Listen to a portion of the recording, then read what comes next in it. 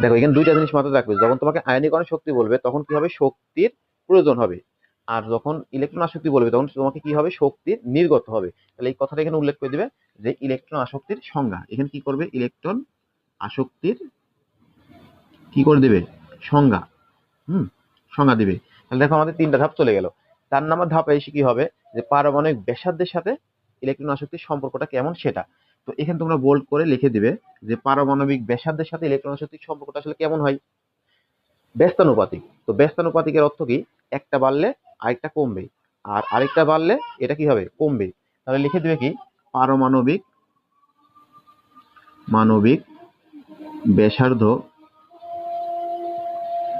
বাড়লে বাড়লে কি হবে, ইলেকট্রন আসক্তি কমবে।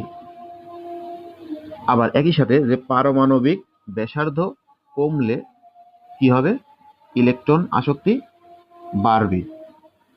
এই দুটো তোমরা যে এরকম বোল্ড আকারে লিখে দিতে পারো তাহলে জিনিসটা তাহলে চোখে পড়বে এবং মাঝখানে যেহেতু দেখতে ভালো লাগবে।